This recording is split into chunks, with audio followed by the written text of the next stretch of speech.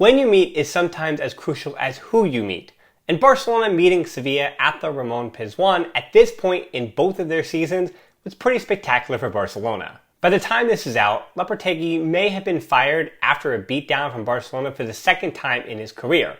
But either way, if he still has a job, things are certainly not right in Andalusia. The crowd tried to keep them in it, but Fernando as their best makeshift center back and Isco, we'll say the revived Isco, being their best attacking force, are two indications that this team doesn't really have all the answers, and we saw today they only had about 20 minutes of ideas. But we are getting a little bit ahead of ourselves here, so without further ado, the 5 headlines from Barcelona's 3-0 win over Sevilla in the Liga. One is Gavi digging in. I could probably be a Sevilla apologist later, because Gavi neither apologizes, nor does he want them from you either. So far this season, I've said that Pedri and Busquets are the untouchables in that 11, and Gavi, due to having García and De Jong looming over his shoulder, is the question mark. The deserving man of the match in this one, the 18-year-old played one of his best performances that I've seen from him in a Barca shirt. If it wasn't number 1, it was definitely top 3. And maybe a little luck was involved as well. Unlike even last week against Valladolid, almost every action, almost every time he got stuck in, Barca were rewarded. On their first goal, his attack leads to Busi stepping right into a tremendous pass, and Barca were off to the races. He did a similar thing later in the first half, but also played the ball himself. Unfortunately, Raphinha took himself too wide for the shot. In the second half, he had a crucial slide tackle to stop a through ball for Isco that would have played him in. And all the way in the 88th minute, he was still shielding the ball and earning a foul. This after he went down with agony with cramps.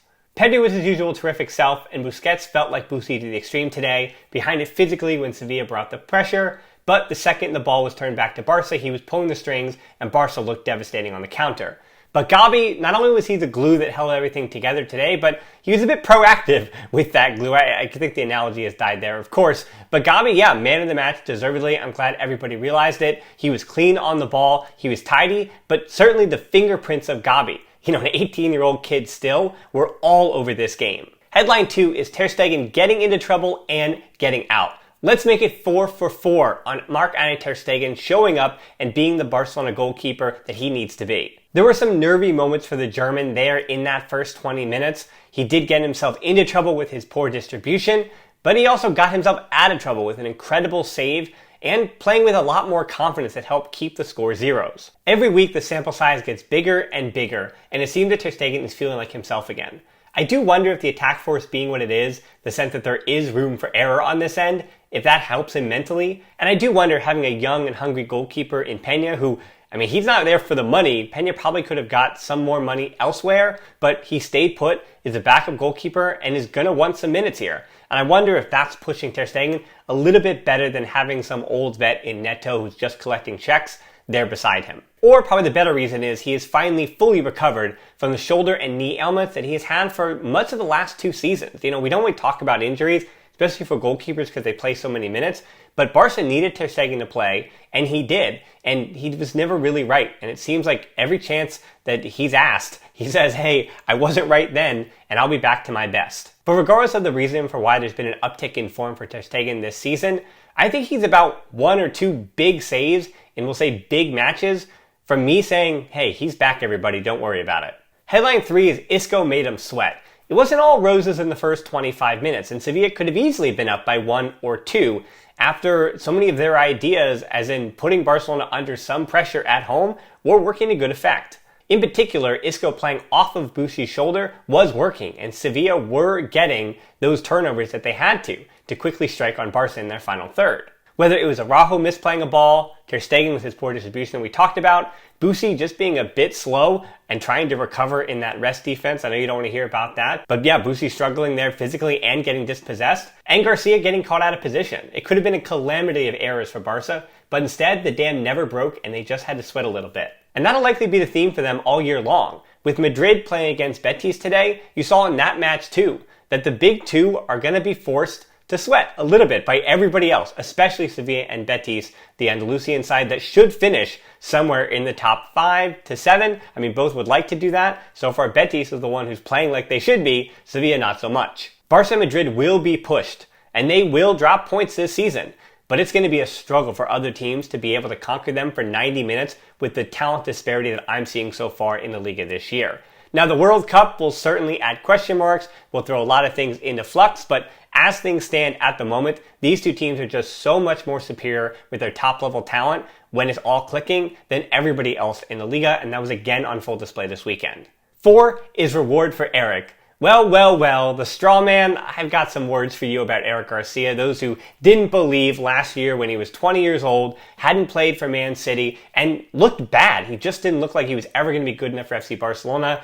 Good to see he got a goal, but it was more than just a goal today. The goal itself was a reward for a player that has deserved it. Not known for his aerial prowess, instead it was Raphinha to Kounde at the back post and headed back for an easy one for Garcia, but again, I'm not inflating the fact that Garcia is now some goal-scoring threat. It's more in line that now that Barcelona is winning, now that Barcelona feel like they're back, like the results are coming back, like they're dominating teams when they are the better team, it's going to happen more often than not. It feels like last season when the team wasn't doing well and Garcia wasn't doing well, like he wasn't a winner. And I know you can use winner, gamer, whatever term you want to actually properly try to put a label to it. Lewandowski is a gamer and a winner. I don't know if that helps you there. But Garcia didn't feel like he was that. But now this season when the team is playing well, you get the sense that he's a winner just like the rest. There were suspect moments on that high line, but now it's 3 clean sheets and 4 starts for Garcia, or Captain Eric, along with that back line. I know the new marker of his success is Bayern, as is the rest of the team. But I want to remind you that that's a good thing. It's great that Barca has a 21-year-old center back who is more qualified to kick the Liga butt, but we worry about him against the elite. As far as on the defensive side of things, I want to remind you too that everybody worries about the elite teams, with the exception of Araujo, who is some kind of alien from the planet Defender. And 5 is big names. I did run out of headlines for Kounde, Raphinha, and Lewandowski because once again, the big names are going to be pretty good every week, so I can't, waste a headline on them, knowing that they're always going to give you, or usually going to give you, something that is deserving of one of my 5 headlines. And I feel like I have to box out Lewandowski from these headlines these days. He's now got 5 goals in 4 matches in the Liga, and what a goal even it was. It was a sweet goal, the best striker this team has had. Now Messi is watching, so I didn't say finisher, but that's since 2016. My prediction of 40 goals is looking really good right now for Lewandowski. And Raphinha, meanwhile, was again doing his thing. He's not just waiting for the ball either. His goal came because he saw the movement and crashed towards the net. I love that Raphinha played at Leeds last year, and I love the fact that he's really only been a star in the World's game for basically the last 36 months or so, around that time period, even less. Raphinha just looks hungry. And for Dembélé, he renewed, he knew he'd be a part of it, and while those are the 2 starters now, if they're looking over their shoulder at Ansu, both Dembélé and Raphinha, they look like they want to be on the field and they want to be making things happen because they're going to have to because Ansu will be coming for them. And finally, Kounde, 2 assists against his former side and even at right back making the most of it. Having Garcia, Kounde, and Araujo in this form is a good problem for Xavi to have, and I'm interested to see how he navigates it.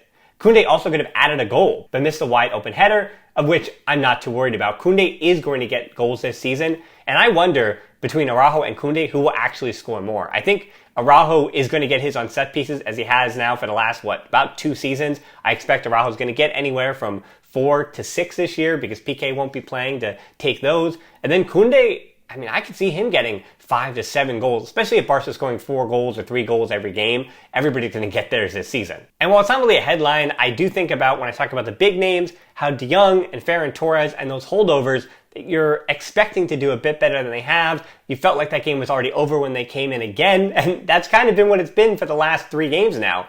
This match has already been decided by the time those players hit the field, so things are kind of in second gear, and you get that Barca aren't pushing with the same intensity, or at least the starters aren't pushing with the same intensity that they were in the first half when the match was still in question. That said, if Ferran, and I say if, or when, or will, whatever you want to say, when Ferran and Frankie de Jong start to put it together, just think about how scary this team is going to be. Ansu was pretty pedestrian today, but as I've also said about Ansu Fati, as long as he is Ansu in 1 out of every 3 games as he continues to work his way back, I'm completely calm about how Ansu's playing.